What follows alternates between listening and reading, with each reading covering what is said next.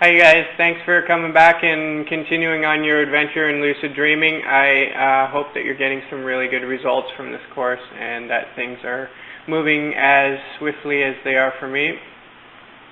Lucid dreaming is absolutely amazing, as you probably know by now.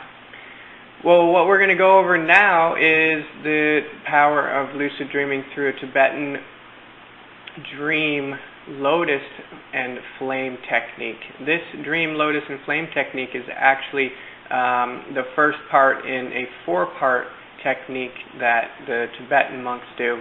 And there's something that you should know about the Tibetan monks is that they take lucid dreaming extremely serious, and actually they believe that the waking world is the dream world and that the dream world is the waking world, that actually the dream world is the dominant factor and that the waking world really is movable just like the dream. And a lot of that is very true, and actually if you begin to work as a Tibetan monk, you can see that you can completely change your perception of life by doing a lot of the techniques and practices that they do. But they're very, very dedicated, and what we're going to see here is that we can use a portion of their techniques and still get lucid. We don't have to be quite so serious, like staying 7 years in a cave and meditating for the whole time. This is something that only a selected few people can really do. Now, what we're looking at in the Dream Lotus and Flame technique is that this is the first part of a 4-part technique, and you can use just the one, but I'll just go over a little bit about how they do it. Now, what they do is they lie on their side with their hand underneath their head and their other hand on their leg, and they call this the tiger pose. And if you're a woman, you want to lie on your right side. If you're a woman, you want to lie on your left side, and if you're a man, you want to lie on your right side. Okay, because the energy flow of the men flow through the right side, and the energy flow of the women flow through the left side. And a lot of times, if you're really stressed and you have a lot of energy flowing through your body, if you lie on that side, it suppresses it just a little bit, and it keeps some of those thoughts and emotions running through your visuals as you're trying to meditate. It kind of calms that down for you. So this can help a lot when it comes to working in this area, because a lot of times one of the biggest obstacles is being able to keep the chatter out of your mind as you're falling asleep and doing these techniques. Okay, so just keep that in mind.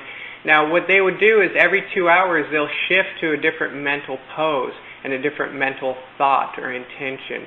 And they'll start out in the throat, and they'll hold a certain image in the throat, like the lotus flower or other images. And as they're doing that, they're building awareness, and they're just telling themselves that I am aware and I am here.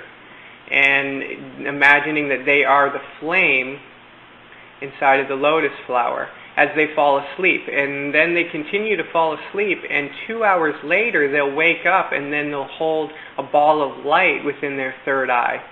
And that ball of light is a representation of clarity, of pure intention, of clear thinking.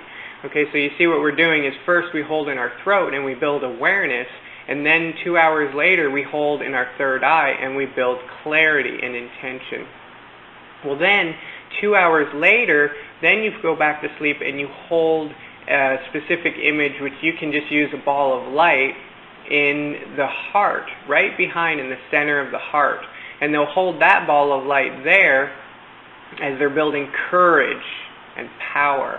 So that they have enough electromagnetic energy to enter the dream, but they also are building courage so that they're not afraid, so that they have the power that they need in order to enter. So now you have awareness, you have clarity, and you have courage and power. And then the last 2 hours is where you hold a black ball of light at the tip of the penis or the tip of the clitoris. And what this does is that it frees you from fear and worry.